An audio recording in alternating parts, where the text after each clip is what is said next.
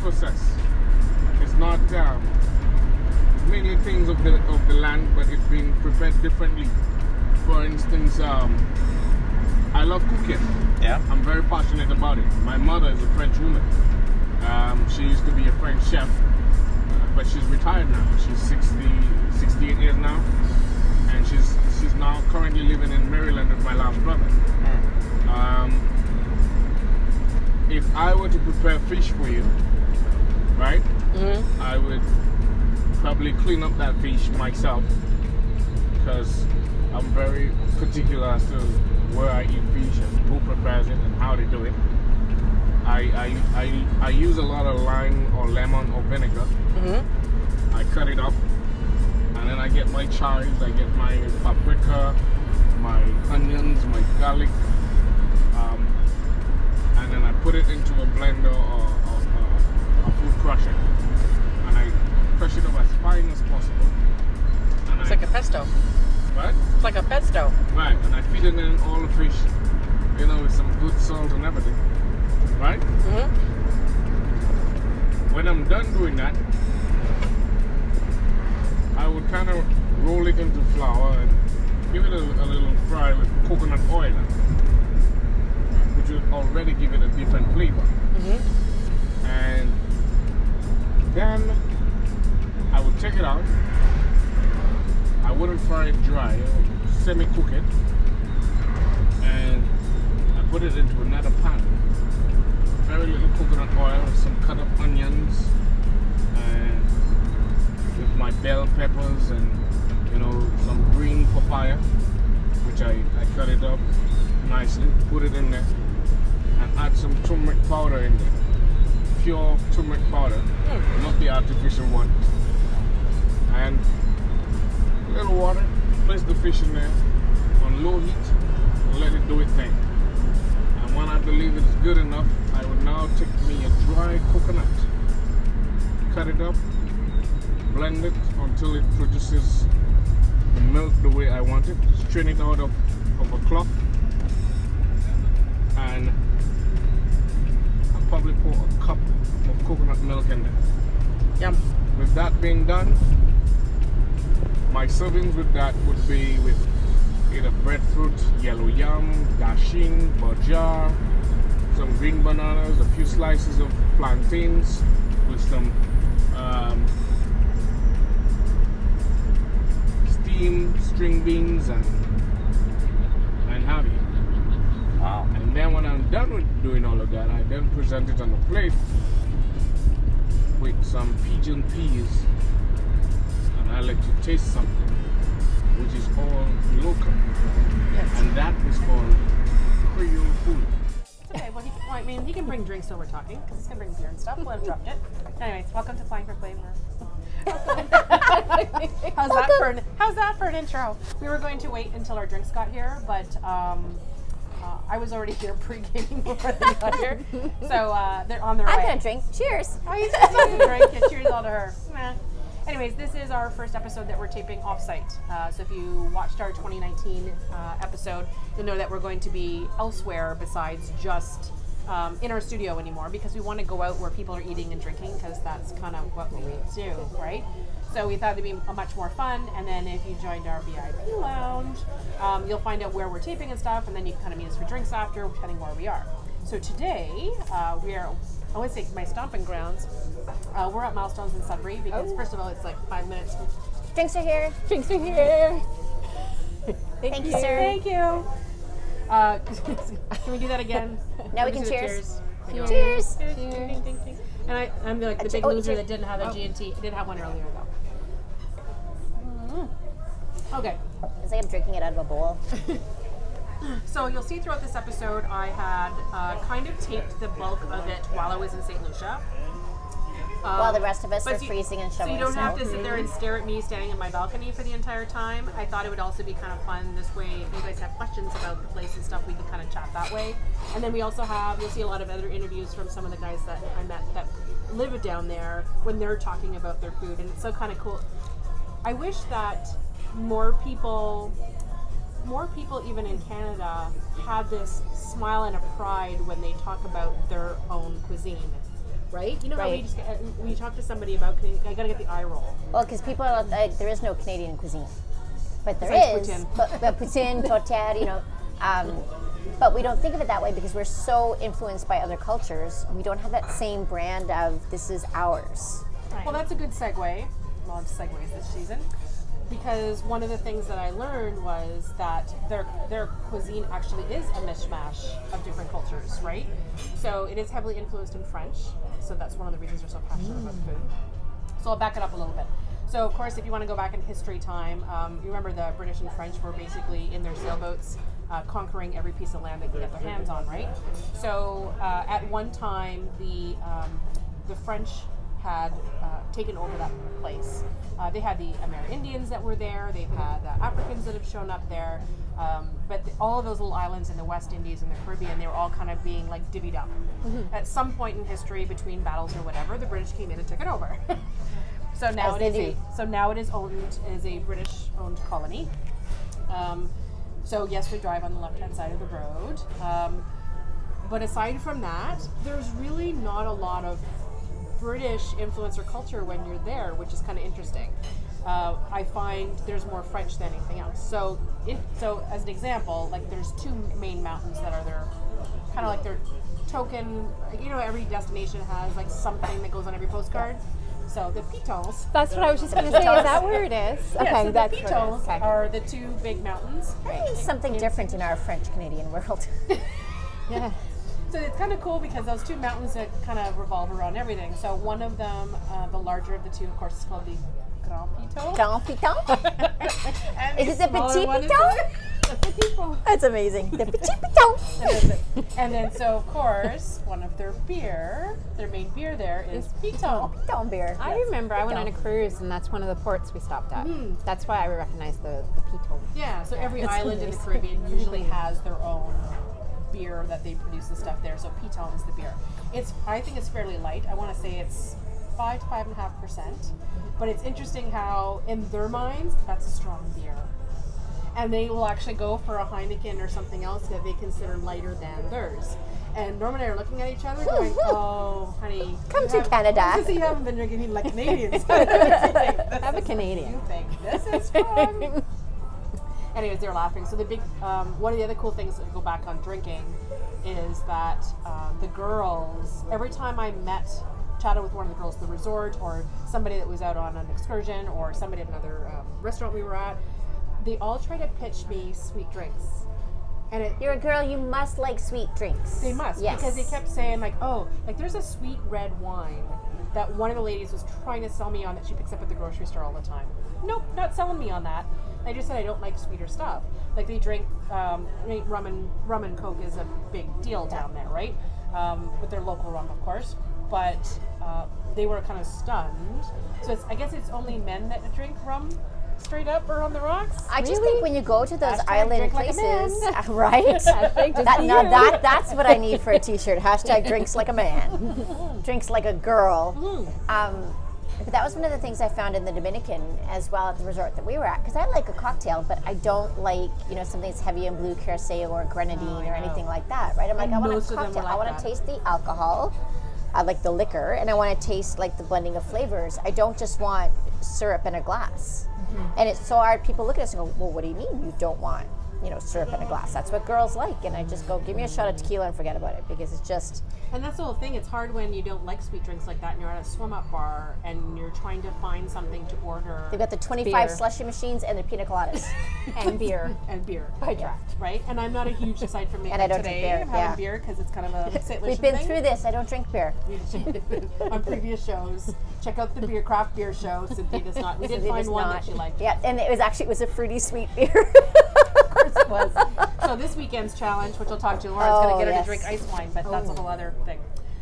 So you were talking about the drinks. So when I was there, they on most of the bars they had a caipirinha on the menu. Oh, I do like a Right? caipirinha. Yeah, so Caipirinha. that's a Brazilian drink similar to mojito, but it uses cachaça as opposed to, which is another kind of grain alcohol, as opposed Yeah. to using the Rum instead of a right? rum. It's Yeah.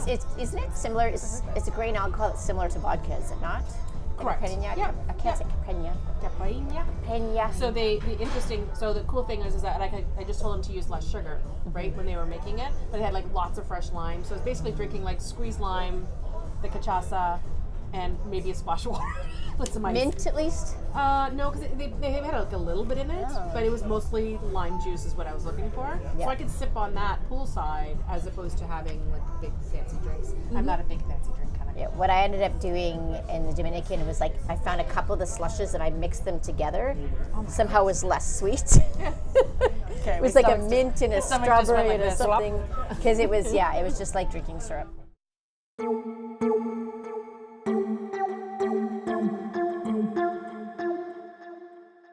Good morning from St. Lucia and welcome to Flying for Flavour. I wanted to do something a little bit different this episode since I am down on this beautiful island for the week. Instead of just doing my usual crew take, I wanted to take a few minutes and kind of get some perspective from some of the locals here that actually work at the resort and live nearby. I wanted to talk a little bit more in depth about the food and drink that's here because I find that their cuisine is a little bit unique. And it's been absolutely spectacular, by the way. And I thought that kind of being able to visualize if you're watching on the YouTube channel or just listening to it and some of the stories from some of these people might kind of inspire you to make that trek down to this island. If you've always been someone who's come down to the Caribbean for maybe Jamaica, Cuba, Mexico, the usual ones that everybody tends to go to, Dominican Republic, of course. I think that St. Lucia is worth that little extra length of flight, a little extra few dollars. It is, it's got something for everyone. As much as I'm staying at an all-inclusive resort, I've been hearing from a lot of other travelers when I've been touring around the island about all the other great resorts that are here on the property. Some of them are more like Airbnb style, some of them are villas, some of them are like little condo rentals, other ones are almost like huts on the beach. There are very diverse options that are available for any kind of traveler depending on what you plan to do on your vacation. So I didn't want this to be specifically about this particular resort. If you want to hear more about the Hideaway at Royalton and the Royalton property here in St. Lucia, make sure you listen to the Crew Takes edition of St. Lucia. Then you'll be able to hear a little bit more specifics on this particular resort if you're planning to come down for that. So the capital of St. Lucia is Castries. Again, it's here on the northwest side of the island. It is a big bustling town. It is of course, the most popular cruise port. When I was there the other day, there was probably, I want to say three cruise ships that were there for the day. So like the little shopping area near the port, of course, was bustling with people from all over the world. You got people from overseas in Europe that came in on a Costa cruise. You had people coming in from the States that were on, I believe it was a Carnival cruise, and I forget what the other cruise line, I think it was TUI, I believe. But there were a lot of people, and I guess just about every day you can always find something happening in Castries. It's the St. Lucia version of the concrete jungle, as they keep telling me. Let's just talk a little bit about how to get here. So the flight from Canada is about 5 to 5.5 hours, depending on where you're flying from, your departure city. So it's a little bit longer, but most airlines have direct flights. If you wanted to do shorter flights because you managed to have points or something, you can actually do little puddle hoppers through the States to get you a little bit closer. But essentially a direct flight from most cities, especially from Canada, is about 5 to 5.5 hours. There is a regional airport on the north side of the island where all the resorts are, but it is basically one of those inter-island type airports. Usually you'll get people renting small planes, locals that live here, people who are taking small planes from one island to another, like Trinidad, which is very close. So you could actually take a small plane from there and kind of book from that. If you wanted to, you could actually land the international airport, which is in the far southern tip of this island, and then maybe take a regional if you did want to do the drive. So the drive to the northern part is probably about an hour and a half. Distance-wise, it's probably not that long if you had to go, what you say, as the crow flies, but because you have to drive through mountains and winding roads and through those rainforests, it's about an hour and a half drive. So keep that in mind when you're actually booking for any of your destinations up in the northern side. You can either take one of the shuttles or transportations provided for you, or you can go ahead and secure some kind of private transportation. There'll be lots of taxis and things that are always trying to offer you a ride when you get to the airport, just like other sun holiday destinations usually have. But if you're, check with your own airline or vacation provider, because a lot of times when you're actually booking your trip, there's an actual option in there now to book private transportation. So I think it was $150 per person return to take the private transportation. We don't have to wait for everyone to get on the bus. We actually got to do a little bit of sightseeing. It was actually like a mini tour.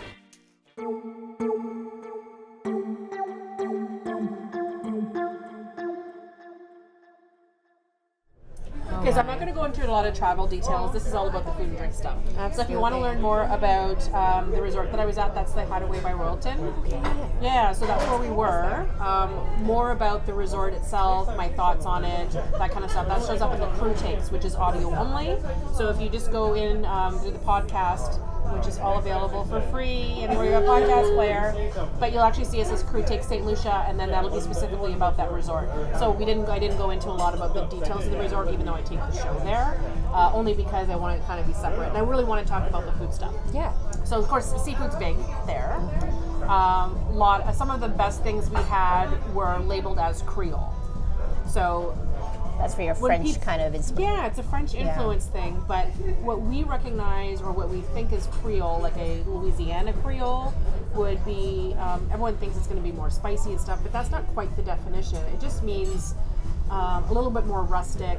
This is from the outskirts. It is farmland. It is taking those things. So it's kind of, that's where the French influence comes from, where it's not things that are overly deep fried and stuff. It's letting the ingredients shine as they are, using the things that are, so it's a lower cost thing. You let things slow and simmer. It's a slow food type version of maybe a Cajun cuisine, right? Is that where like a jambalaya kind of has like that Correct. slow cooked, throwing all these things together and making a dish? Exactly. So that's the influence of it. So when St. Lucians call it Creole, or in the West Indies, because they'll do the same thing in Trinidad. So when they talk Creole, that's more what they're referring to. So a Creole fish stew in St. Lucia is not going to be spicy like a Creole, because they just use more peppers, and they'll have pepper sauces and stuff on the side. But it's kind of controlled. But I didn't order anything, not just on the resort, because they don't usually have a local stuff at resorts, but they actually did. Like every day at lunch, it was the local dish of the day. That's Nice. cool. So, one of the ladies was always excited because people don't usually order it. So I'd always say, what's the local dish of the day? Bring it on. Well, and that's like, Very I cool. hate going to those places and going to the international buffet and you get chicken fingers and fries. And I go, why? That's not what we're traveling for. Let's try something. Yes, see? Might not go for a fish stew, but there's some other things that are good to try. So speaking of it, this recipe, yes, I will, in the show notes, there's a recipe for the Creole fish stew that I found online, because I did tackle it. That's what I made when my friends were up at Christmas time. Oh, very That's what we had for New Year's Eve. But mine had a bit of a kick to it, because they were all like, oh my god, you still put spices in. I just put a little bit of peri-peri in, anyways. But it was it's good because basically it's a slow cooked tomato style broth, and then I cooked the seafood separately so that it wouldn't overcook in there, and then I just threw it all in. I use a seafood stock to start, right? So it's actually kind of simple, and if you happen to love that kind of stuff like that, just with bread dumping, it's perfect. So I'll include that in that. I have a quick question about breakfast at the place you were at. Oh yeah, we're just all sharing. Yeah. We just figured we didn't want to fight. Oh, there you go. Did you find, what I always look for is that in the morning, what kinds of fresh fruit did they have?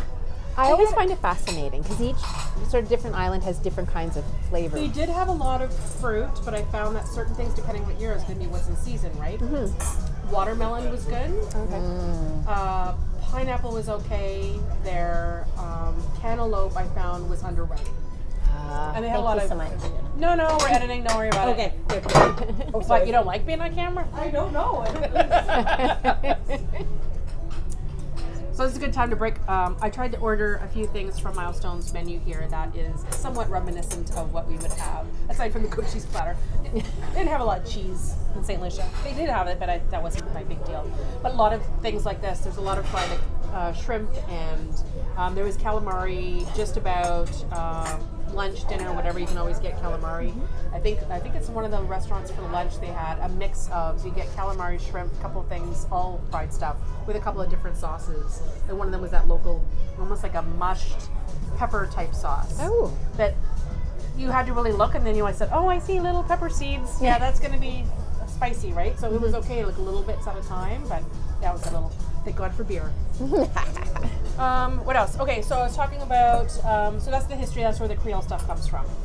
So there was a lot of, so one of the guys who drove us from the airport, he's a big foodie. That's fun. So he's actually, it's his voice, Sean, that you heard at the intro of this show, where I basically just told him that while I was down in St. Lucia, I'm going to be talking about food stuff, and then he just sort of went off on his own, telling me about all his favorite dishes. Oh, cool. Or if I was going to cook for you, this is what I would make. And I thought that was kind of cool, and so I taped it. So I can share it with you, just to show the level of excitement that he has talking about where I would get this, and That's then I would cool. do this, and then I would put that in. And he just got so excited talking about it, and I went, how many guys do you know driving you someplace get so excited talking about food? Never seen that, ever. So I found that I got a lot of that same kind of feedback or enthusiasm talking about their own cuisine and how proud they are of it. So seafood was a big one, of course. Pork is huge. So there was a lot of, so things with bacon, roast pork, bacon, right? bacon. Right? Roast pig at big events, that kind of thing. So pork is probably, there's a lot of beef at the resort, but I think that's the people at the resort that do Catering that. for catering for And that. honestly, I went to the steakhouse. It was okay. Yeah. Yeah. But it's the same thing when you go to these resorts. Like if the people who live there are not eating that on a regular basis, You can't they're expect not. it to be It's good. not necessarily going to be something that's overly good. Oh yeah, I was talking about I'm using 2 forks at a time. Like I'm such a loser. So this is the Wham Bam shrimp. It's called. They can actually toss it in this spicier sauce. Like it's like a creamy type sauce. I had them put on the side just so that I don't like kill myself. And then this is the coconut calamari, which I love because I like the fact that it's an unsweetened coconut, so it's not overkill. And then of course she ordered the Asian chicken bites. I had to get chicken fingers. After she just complained about chicken fingers. No, I'm not fussy on calamari, so I went for chicken bites. Nice. That's one of the things I happen to like about Milestones, and maybe it's just its location. I've never had the overcooked calamari here once yet, That's amazing. which is an issue, right? A couple of the things in menu at Milestones, if you're looking, they have a seafood pasta, which would be similar to something you would get there. Well, speaking of meat,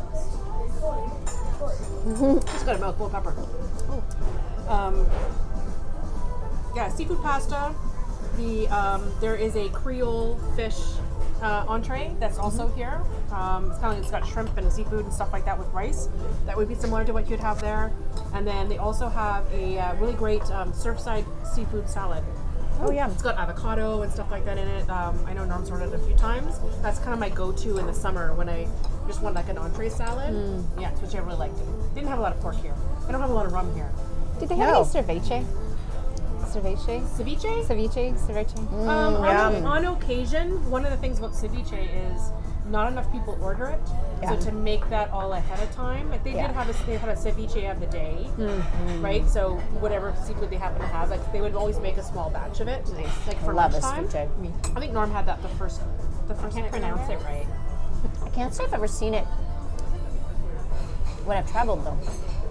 It sounds really odd, but It's not every place. It's becoming more and more popular, and I'm finding the closer you are to South America, where it originated from, that's where ceviche is usually, got it. right? You'll find a lot of South American countries are actually Brazil, right? That's ceviche is kind of what the thing is. So that makes sense. Okay, well, hi, good day. I'm Travis. I'm from St. Lucia, living in the main Port Castries. I work at Royalton, fun environment, big sunny sunshine all the time. I work at Dorado, where you could come see me. It will be my pleasure to serve you all. And it's a good day today. It's fun working at Royalton. So what are some of those local dishes that travelers who are coming to St. Lucia should always look for? Okay, well, the ground provisions. I would say that the ground provisions are like, I know it's different from what you're accustomed to, because for one, it's like root vegetables, but I wouldn't really say it's a vegetable per se.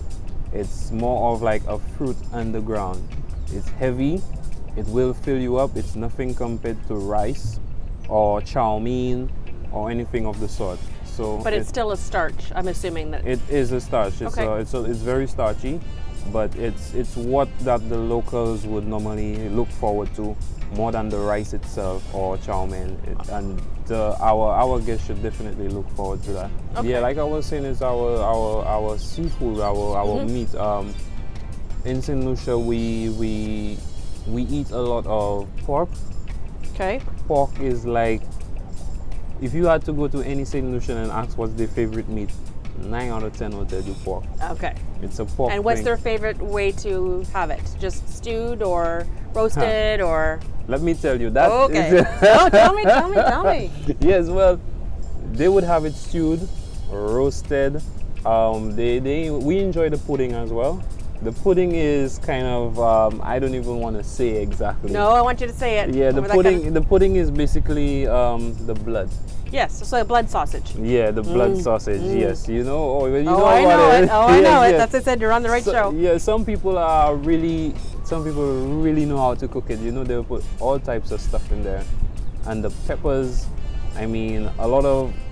I'm not really a pepper fan, but when I serve my people, I hear they enjoy our pepper a lot because we do have a lot of peppers. We have a pepper from Baron, which is one of our local producers. Okay. They do this sauce, and we have the green peppers, the red peppers, the yellow peppers. We have the sweet bell peppers, and all of that stuff is added in there, and it's just fantastic. I actually got to love pepper a couple months ago. I don't know what changed, but our peppers, like I said, my guests always ask me, you know, can we get some of that yellow sauce thing? You know, they love that. You know, That's so that mashed stuff. it's yellowish. Yeah. Yeah, that's what it is. Yeah, it's a little spicy, but it's Yeah, good. it's good, It yeah. is good. Yeah, I had some of that with fish the other day. Oh yeah. Yeah, it was good. You know. Okay, so now that we talked about what everybody should try. So obviously that you like pork. So what are your favorite dishes that you typically eat with your family? My family, we quite enjoy the pork itself again. With chicken, we love chicken. It's either the drumstick or the chicken back. Oh, chicken back. Yeah, it's a local thing, Okay. you know. A lot of people, you might not find the new generation exactly, but you'll find my generation and the generation before me. They would enjoy the chicken backs. We love to eat that. Yeah, you have to get in there with your hands for the chicken back. That's Exactly, For sure. you know, because it's not all that meaty, you know, but there is meat on there. Yes, and saltfish, Saltfish. which is actually, if you have to learn about St. Lucia's culture, green fig and saltfish is our national dish. Green fig and saltfish. Yes, so it's the green banana with Yes. the saltfish. The saltfish usually prepared with carrots and peppers. It's boned, so there's no bone in there. Oh, nice. Yeah, so it and the sauce, let me tell you. I like how It's good. excited you get when you talk about Yeah, it. yeah, and there is also what we would call the smoke herring. The smoke herrings is it's I believe it's known. It's not that different. But yeah, we also enjoy the smoke herring with a fruit that we have called the breadfruit. Oh yes, I've heard of breadfruit. Yes, so the breadfruit, what the breadfruit is, it's about 4 inches in diameter, or 4 inches, no, about 6 to 8 inches in diameter. Sorry, it's green. It's almost like this pattern here, but like, you know, it's greenish. Okay. When you cut it inside, it's bright yellow. It's bright yellow. If it's green, it's light yellow. It is the texture of what would I say? It's almost like the name, a toasted bread. Oh, okay. That's the texture of it, like, you know, a thick toasted bread. That's like what it is. It's heavy, so that's something like you would have a slice for like your whole entree. Okay, it's that 'Cause heavy. It's that heavy. Okay. You know, it's good. Some of them, depending on how mature it is, it's gonna be a little bit fluffy as well when you boil it. Depends on how long you let it cook. It's gonna get a little bit lighter. Depends. It's good with the smoked herring. We also use some cucumbers in there. Okay. Yeah, and some cucumbers with the herring and. Oh, lovely. Very sounds exciting. Yes, I wish you guys could. Those meals are sometimes available at resorts, but most time you have to go out and get it. And Okay. like you said, most resorts are trying to get the local dishes in the menu now, so it's coming in slowly. Well, I hope so. I did see smoked herring, I think, as one of the optional side dishes that was on your Yeah. regular menu. So Yes. now I'll have to see if I can get it with breadfruit. Yeah. So what does a traditional St. Lucian family dinner would look like? Are everyone sitting around the table, or is everybody just eating out like at a barbecue? Like, if you had all your family over together, what does it look like? Okay, well, yes, if there is all the families, St. Lucians are not really the type to sit near a table. Okay. I would say. But if everyone were to come together, there would be alcohol. St. Lucians are drinking people. Oh yeah, I was going to get to that topic later, but you can talk to Yes, dinner. there would definitely be a barbecue. There would be pork on there. There would be chicken on there. There would be fish on there, and that's basically what would be there. If it's a quick thing, because the ground provisions are not always available. You know, the dasheen, which is most of St. Lucian's favorite, those are said to take 6 months Wow. under the ground to grow. You know, so Okay. I mean, the farmers would normally take the time and make sure that there's always available. But you know, they have to do it in different time individuals. I'm not a farmer. I have family who plant, and what I was told is that if it's a rainy season, you don't get the dasheen Okay. because the rain kind of destroys it. And if the sun is too hot and there is no rain, it destroys it as well. So it's gotta be like the perfect temperature. Like these days, the sun is out and you'll get a little wetness from time to time. That's perfect for it. Oh, good to know. You know, yeah. Next time I want to go farming for it. All right, so now we're getting to the fun stuff. So you're going out with your friends in the weekend. What are the most popular drinks everyone's having right now? Most popular drinks. Yeah, for you and your friends, not the people here at the resort. We know what they like. They like things that are colorful and sweet. Well, that's true. The most popular drinks, I mean, with beer, it's Yes. gonna be Piton. Piton, of course. Yeah, I mean, Piton is like, I would say the Piton is a heavier beer. I mean, when you drink a Piton, if you drink 4 Pitons, well, for me, if I drink 4 Pitons, I think like, okay, I'm gonna stop right there. So you think that's a heavy beer? Yeah. Yeah, you haven't drank like a Canadian. No, I didn't. Because I had one on the way Yeah. here. That was not heavy beer. I'm not much of a drinker, but you know, it's what I've tried so far. And the Piton is like, it's a good beer. I mean, when it's cold, it comes on really nice. It's a good beer compared to the Heineken. And I mean, Heineken is a good because I mean it's worldwide. But when you compare it to the Heineken, you would drink more of the Heineken because It's it's a little so lighter. light, you know, and it's a little bit mellow. So if you don't want to get drunk, then you have a Heineken. But if you want to have some fun with a St. Lucians, you drink a Piton. That's okay. I will only be having Piton, I Yes, promise. and we have the Chemons as well. The Chemons is a good rum. I mean, if you have to I compare. think the Chairman's Reserve is what I have in my room, and I've been having that as a nightcap every night. Yes, I mean it's Is it good? Yeah, for the price of it. Yep. And the way it's been distilled and in the oak barrels, the Chemons rum is it's a fine rum. How does everybody drink their rum here? Would they just drink it straight up? Do they drink it on the rocks? Most people do it with Coke. With Coke, it's rum and Coke. Yeah, Seems most to be a people- worldwide thing. Yeah, most people do it with Coke. The Chemons, you would hardly ever find somebody do it on straight up ice. It's with Coke. I guess I'm a professional drinker. Maybe yeah, we have some of those. We have some of those. So besides rum and Coke, is there any kind of special cocktail or something that is that's a St. Cocktails- Lucian's no, specialty Saint- you'll find everywhere? St. Lucians are not really too big on cocktails, well, from what I know. Maybe it could be a new thing. I'm not a drinker, like I said, but we do have what we call with the spice rum, and it's not just the Chemon spice. You know, we have this spice with literally the branches of spice in there with a bit of grenadine, and some people put all types of bush in there. And yeah, trust me, and Okay. there's the cherry in there and all what. We even have some of them. If I had a guy like Brian with me, he would tell you all of them because, like I said, I'm not a drinker. But there are some local spice rums that, trust me, some people drink it. They say it helps in the sack as well. Oh, they all say that. Every island has their own story. Yes, Oh, yes. you guys are funny. I will be talking to Brian later. Don't you worry about that. So I'll get some more details on the he rum. will for give him. you much more details on the rum.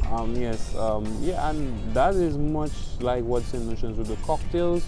It's not really. Maybe for now, the new generation, they would probably have some amaretto sours and stuff like that. But you know, but St. Lucians are more of the street type of rum. Whiskey. The grown men love their whiskey.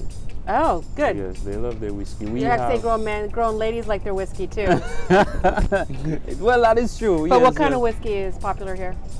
We have two of them that's very popular here. Mm-hmm. We have the black and white, Okay. and we have doers. Doers, yeah. Yes.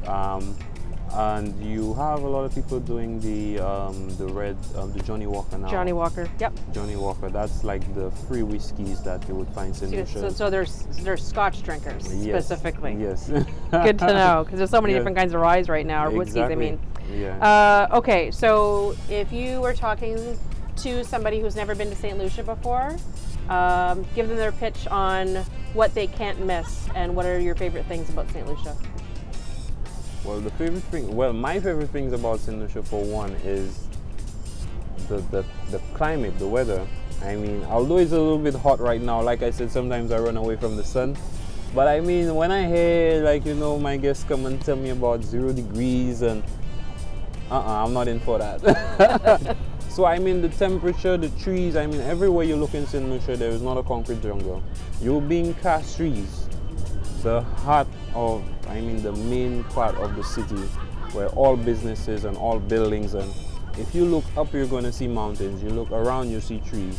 I mean, like, I think if I had to go to a foreign country and I would really understand what a concrete jungle is, I mean, I think I'd go a little bit crazy. I mean, there's no trees anywhere. I mean, like, you know, so the trees, the water, I mean, you can't miss that. You cannot miss that. I mean, if you go on any hill, you see water. That's how small the island is. If you go up any hill, you will see water. What else would you not miss? I mean, our food. It like we're talking about, it's different. It's not the burger, it's not the chow mein, it's not. I mean, we eat a lot of rice as well, but I mean, our local food is good. You cannot miss that. You cannot miss our pito bears. Our taxi drivers walk with it in the cab. Yes, I've been hearing about that. When I said on our way here, we were offered a few stops along the way. Exactly, you know, you cannot miss that. And our people, I mean, since I've grown up here, our people is all I know. So I don't know, I've never traveled. I don't know yet. Yes. Yes. So I don't know what people out there are like. But everyone I meet who comes to this island talks about our people. And I'm like, if people are not like this back at your homes, I don't know what it's gonna feel like, because that's what I'm accustomed to. So you cannot miss our people. Our people are great. You know, we like to talk, we like to chat. You know, we like to we're open. That's always good for travelers to get to know someone else's Yes, culture. definitely. So I'm not sure if I mentioned before on a probably just after I came back from New Zealand. So I don't know if that was in an online one of my hotel reviews or destination reviews that I had on my website, or if it was part of one of the podcasts. I'll have to go back and look at it. But I do remember talking about a gluten-free Brazilian bread. And essentially, as soon as you get down to these southern climates, for some reason they start using a little bit more, and it's not because they're trying to be gluten-free. They're using things like cassava as a base for flour for breads and other kind of risen products. They use tapioca flour as another alternative as well. So a lot of their breads and baked goods are actually pretty much gluten-free. Here at the resort, we have the option of most of their baked goods and pancakes and waffles and things in the morning are all gluten-free, because they're basically made from their gluten-free mix that they have, which is essentially cassava flour. And I think Norm's had blueberry pancakes just about every morning, because he said he feels healthier, and he said it's not like the gluten-free products that we would expect to get at home, which are very heavy and dense.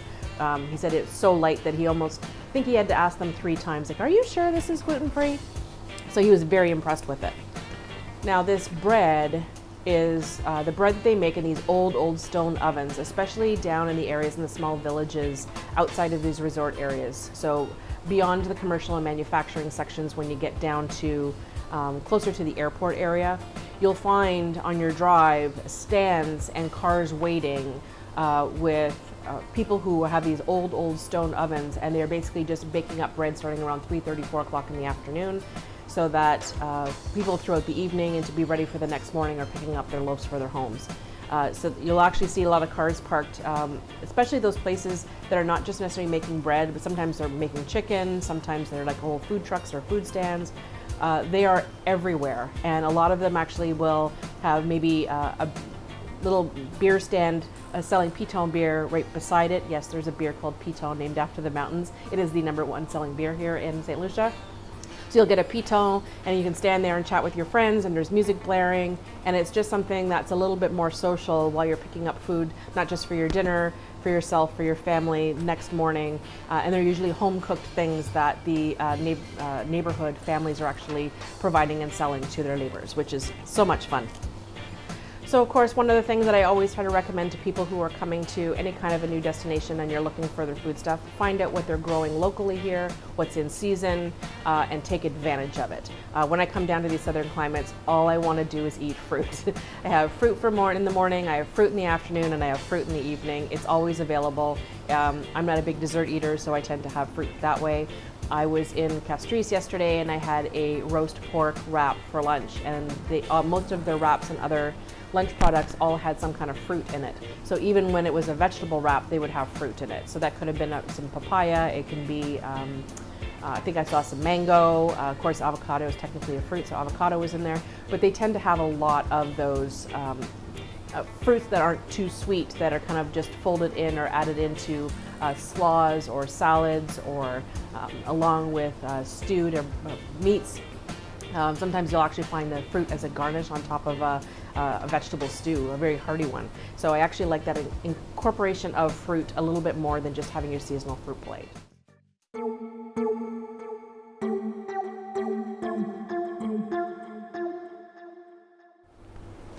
Okay, now we've talked about travel and we've talked about food. Let's talk about some fun stuff. I think we need to head to the bar. Hello, my name is Brian. Welcome to St. Lucia. Welcome to Paradise. We in St. Lucia, we do a lot, but our rum is the main thing. And we have quite a variety of rum. We have 2 kinds of rum in St. Lucia, but they're all really, really, really, really good. We have the Chairman's rum. Chairman's rum is a more recent rum that we have. And that Chairman's rum, we have Chairman's Spice also. That's a spice rum in that Chairman's rum that we just have. That's a new on the market. And we also have that same Chairman's family. We have a Forgotten Cask. That's one of a very good rum again in St. Lucia. The reason why it's named Forgotten Cask, because a long time ago the distillery caught on fire. And they did the clearing up of some barrels, and the barrels stayed behind. Almost 7 years later, they recovered that barrel and they tried the rum in that. Barrel was really good, and then they named it the Forgotten Cask, and that is a really good rum. We do have Bounty rum. Bounty rum in St. Lucia is the oldest rum that we have, but it's really good too. Bounty rum has been there for centuries, before my father and mother knew each other. Bounty rum is now in different flavors. You could get around 9 different flavors in Bounty rum from St. Lucia. So whenever you're in St. Lucia, it's always good. You could go down to the distillery. They have also, you could do a tour in that place. They will give you the whole history, more than I can, in that distillery. And you could try the rums also, how it's been fermented and where the sugar was from and all that. You could get the whole history of that. So anytime you're in St. Lucia, don't be afraid. Drop by and try our rums.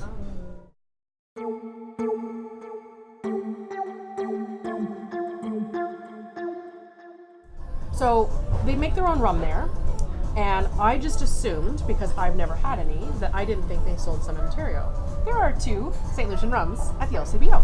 Oh, cool. Very cool. So you just heard Brian, who was the bartender down at the Summit Bar, at the Summit Bar, but one of our main bars at the Hideaway. And he's supposed to be the knowledge. Everyone told me, if you want to ask about rum, you got to go see Brian. So he just gave you a bit of an intro, but I want to talk more about the Chairman's Reserve. So that's one of the big brands. There's like basically one major distillery, and they have a couple of different brands. So the Bounty rum would be your Havana style rum, right? So they have like the white, they have the slightly aged or whatever, and then they have the añejo, which is I call it añejo, but it's The dark. that's not the darker rum, the aged rums. So they'll have the Bounty line, and they also come up with flavored ones. So you can get lime, coconut. I don't know if you saw it at my house at all. I had it on a dining table I did see it. The They were coconut. stacked. The They're three. stacked mini Yeah. bottles. Oh, How cool is okay. that? Really cool. eh? They like fit into each other. They were cool. Very neat. I'm just moving my mic here. I apologize because I'm finding I keep hitting it with my hand now that I'm eating. So that you can get them instead of buying big bottles to take home. I think it's smart that they had these stackable bottles designed, so you're getting 3 of them for the price of 1. So you get different kinds. Yeah, so selection. so we I love had that. so there was Yeah. the classic, the lime, and the coconut were one of the. They can get other mixes. Very That's nice. the Bounty one, and then the Chairman's Reserve, which is the slightly higher end version of it. They'll have the classic St. Lucian rum, which we can get here in Ontario, and it's good. I think. That's what I would usually get at the bars if I just wanted to order a rum. Usually get, if you say Chairman's Reserve, that's the one you usually just get slide across on the bar, right? If in our room though, we had a little liquor dispenser in our suite, and so they had the Forgotten Casks, which is their higher end one, and you can also get that here in Ontario. Oh, that's cool. Very nice. So Forgotten Casks, I guess there's a long history of it. It was the standard rum that I guess was actually forgotten about. Really? When, there was something that happened and things got moved, or I forget what the whole story was, but there was actual casks that were missing.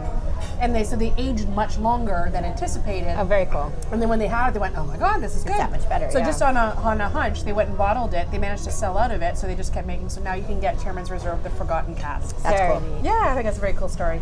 There is another one. It was actually called Old Admiral Rodney rum. It was an extra old. You can get it at LCBO. I have to admit, I have never seen it anywhere when I was in St. Lucia. I did not see it at any of the bars. I didn't see it at the restaurants when we were off the resort. I just never saw that brand. So it's a little bit more expensive it's than like the a- Forgotten Casks. Maybe it's like an export only. Maybe, Right. yeah, but it's very. But this one is like an extra old, right? So whereas the Chairman's Reserve, their Forgotten Cask was like $79 for the bottle. Like this one's $111, Oh, wow. right? So it's just that higher end. So those are the rums that you do not mix with Coca-Cola. I would suggest if you're going to go spend that much on a rum, you're just going to drink the damn thing. Try telling Mark that. You would use the old rum with It the. does not matter how much the rum is. He was going to try something. He's mixing it with Coke. And he, Really? we were drinking, it was at one of his conferences, and we'd gone to the bar across from his office, and his boss was buying drinks, and they finished off the mid-level rum with their Coke, so they just moved on to the next bottle. And the guy's like, so do you want it on ice or, straight? And he's like, with Coke. And they're like, you want a what? It was like $30 a shot that he was drinking with Coke, so yeah.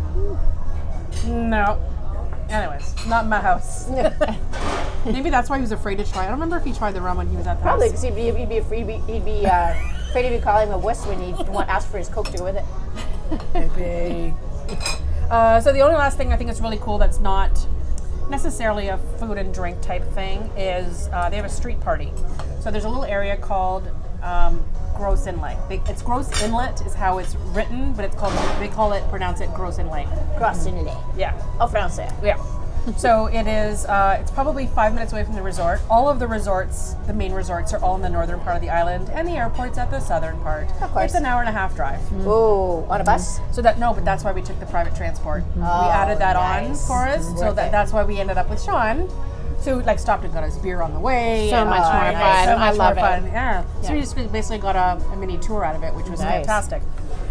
So they have this street party every Friday, and while I was there, so those are for those who follow me on social media, those were those crazy ass live posting things I was doing from there at the end, because that was our last night there. The more rum she drank, the more she posted. I was drinking a lot of Chairman's Reserve that night.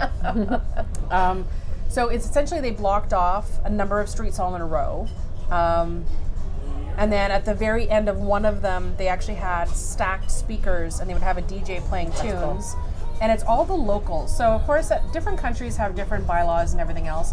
Like it's like some lady is selling her jerk chicken.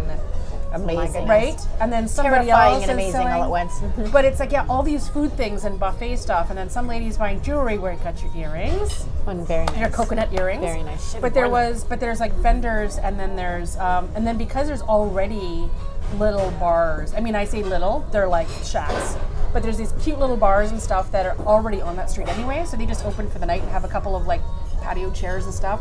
But it's they put out some extra tables, people are wandering around, some people actually brought their kids, like whatever. But I heard that I think it goes until 12:30, and then people will go off to other house parties or whatever, but they do it every Friday. And you get a lot of the resort staff, like they all finish work at like 10:30, 11 And they o'clock, go? and then Go they and show up party. there too. Oh, cool. So it's one of those things, like it's every Friday, everybody knows to go to the street parties. It doesn't matter what resort you're going to, someone's going to pitch the street party on cool. Friday How nights. fun is And that? it doesn't cost anything to go. Like you'll have transportation options. You just got to sign up for the shuttle ride to and from there. They pick up and drop off at the same spot. So you don't have to worry about driving there or taking taxis or anything. I think all the resorts offered that. So whenever we were ready to go, we just walked back and the driver was there. And as soon as he showed up, we'd hop back and go back to the resort. So now you're probably thinking that most of the people who live and work on this island, it's only 179,000 people, by the way, at this point. The city of Sudbury, where I live, is actually about 175,000. So you just think of the entire city taking up a whole island. You would think that everybody's involved in tourism, since it's actually considered on some websites as the world's leading honeymoon destination. It is one of the growing, there's more and more people spending that extra money to come down here to St. Lucia. Because it has that mix of different cultures and stuff down here, again, it's another great destination for that. But surprisingly, tourism is not probably one of the most highly sought out jobs that's here. Yes, they actually look at it, especially for school and education, but a lot of them that I've talked to are actually using it kind of like a stepping stone. There's one girl here who is one of the wine stewards here. She just finished graduating from her program, and she's 19, I believe, and she is looking on to go into other kind of business management type thing. But she think the hospitality and tourism experience and basic education is actually going to help her with any kind of customer service or other kind of marketing needs that she's going to have going forward. Another thing that's really big down here is construction and trades. Of course, with people buying condos and people coming down to resorts, they need more things repaired, more things upgraded, new additions on and destroyed, new buildings done, new docks. There's all kinds of construction going on here on a regular basis. So there's a lot, if you have any kind of skills in manual labor and you have something to share, this island will probably take you. There's so many things that are happening and building and being constructed on an ongoing basis that they're constantly turning over people in the construction trade. So there's workers that are going from one company to another, or sometimes they're probably actually working for more than one. And of course, everything having to do with farms and fisheries here. There's small fishing villages, so you'll get a family that actually spends most of their time earning an income just by fishing and actually selling that fish, not just to locals, but to other restaurants, to other manufacturers. So there's a lot of that. And then of course farming wherever they can, especially anyone who has fruit. So not just growing fruit for yourself, but then you sell off the extra to your neighbors, or you use it in other products that you're actually selling to other restaurants, grocery stores, things like that. Things that those, what they call, remember, the ground provisions. That's kind of the things that are not just loved here by the locals, but they're used on an ongoing basis in all of those hotels and resorts that we love so much. So if you're not getting a job in living here in St. Lucia in farms or fisheries, or if you're not into construction or trade, and maybe tourism is not the thing for you, surprisingly, 60 to 70% of everyone on the island here works for the government in one way, shape, or form. Meaning they have, they're either working as doctors or lawyers, so the healthcare industry, of course, is considered part of the government-controlled careers that are here. You can have lots of police. At the airport, you will find so many people walking around. There are people working in different areas within the airport, different parts of customer service, airline contacts, customs, immigration, of course, those the healthcare because of those health scares that are coming onto the island. There are construction workers that are basically just set for these cities and villages. So he said 60% of the workers here are actually working for the government, but it is a stable job. It is a good job to provide for your family. And if customer service is not your thing and you basically just want to work in an office someplace, there are a lot of government jobs available for you here as well.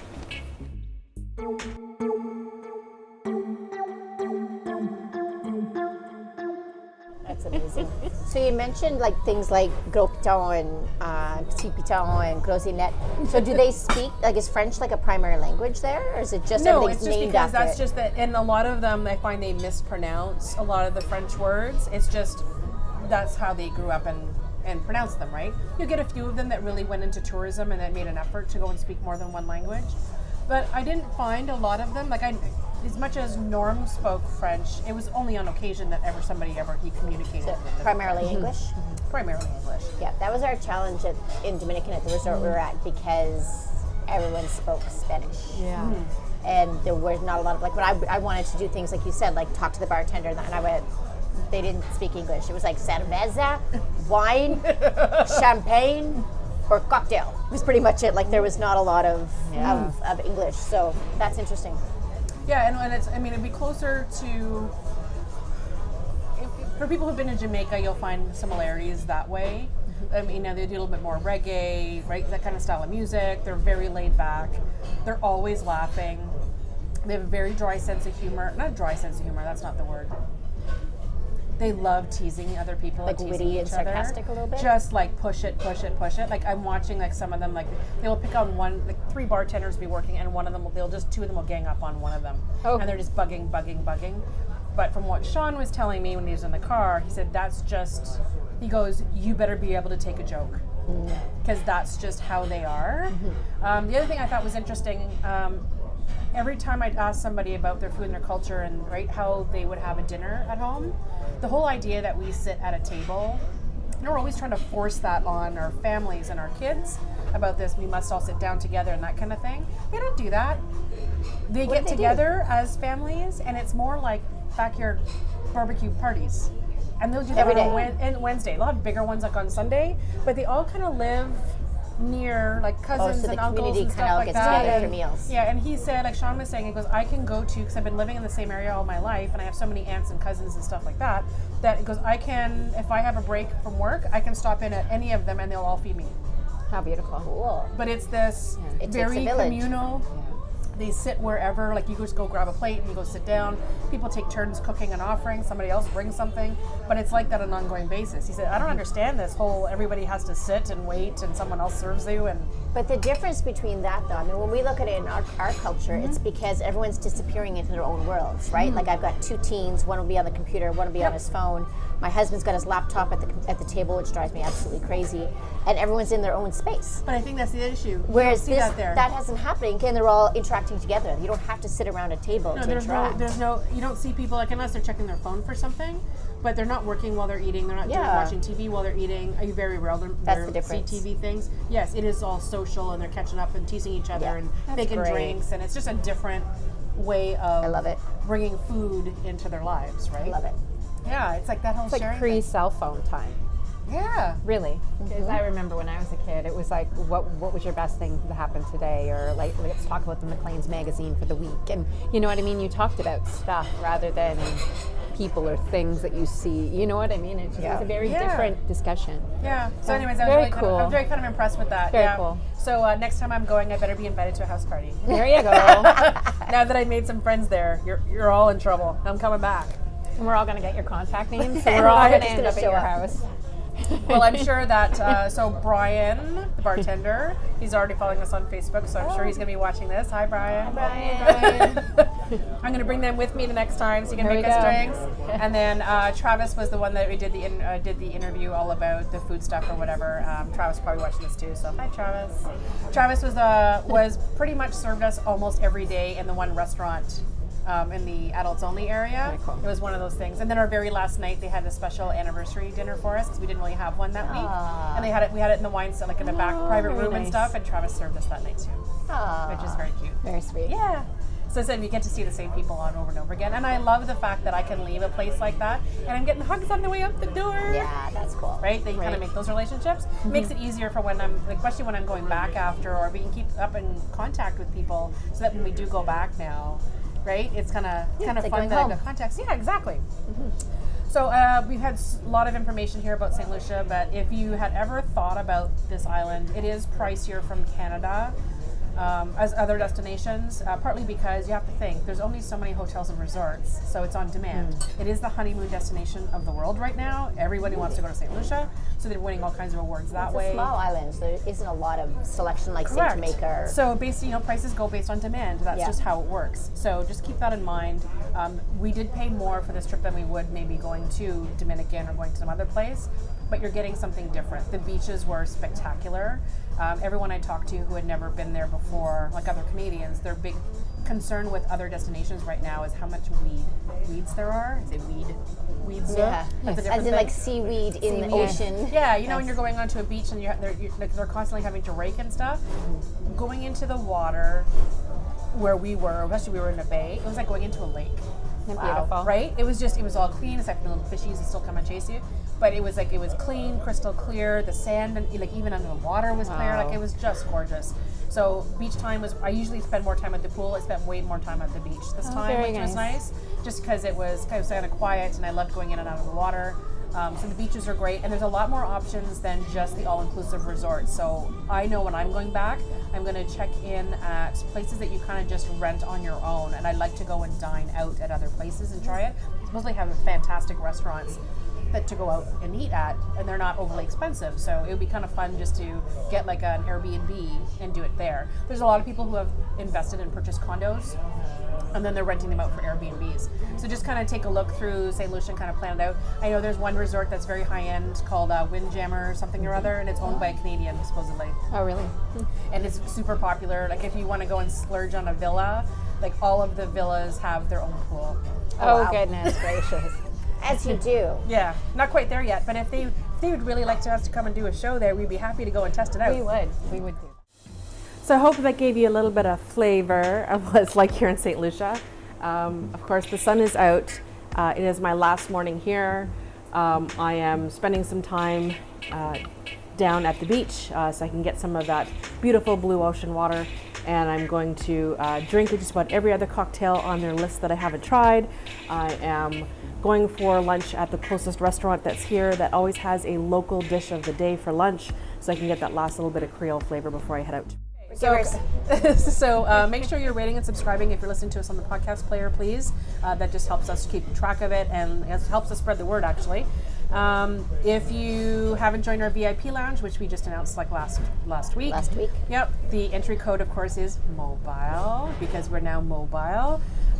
You have to use that entry code before the end of the month, though, because starting in February we're going to have another one. But once you're in, which is good. And then you'll find out where we're taping, because we said we're going on the road now, which is kind of cool. And then when we come back, we're also going to have contests and stuff this weekend. I was thinking it'd be kind of fun for our first contest to give something away from the wine From festivals. the festivals we're going to, winter festivals in Niagara. So we are down in Niagara Falls this weekend, drinking our way through the southern part of the thing. So we're going to be at the Winter Wine Fest on the Friday evening. We'll be there. So by the time you're listening to this on Saturday, we were there last night. We were there last night. But we're still in town. So we're going to be there. We'll post it on social media. And then on Saturday, we are going to tackle and hit 8 wineries in one day, because we're good like that. So we'll be actually mostly in the Niagara on the Lake area, because we're trying to condense it, because again, we're trying to cram in 8. So if you happen to be around, make sure you're following us on social media and just message us saying like, hey, we're going there next or whatever. What'd you think? We'd like to get some input on what your favorite stops were. We're also going to be maybe doing some quick little interviews and stuff with some of the people who are kind of running and putting on these festivals, because I know how much work it goes into organizing events, and there's the same team that seems to be doing a lot of these events on an ongoing basis.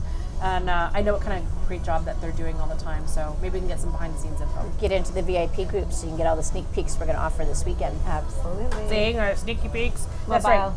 right. Yeah. Mobile. Other than that, so if you can't make it to the Ice Wine Festival because you're not close to Niagara, you can't be there this time, you need to go and find some ice wine.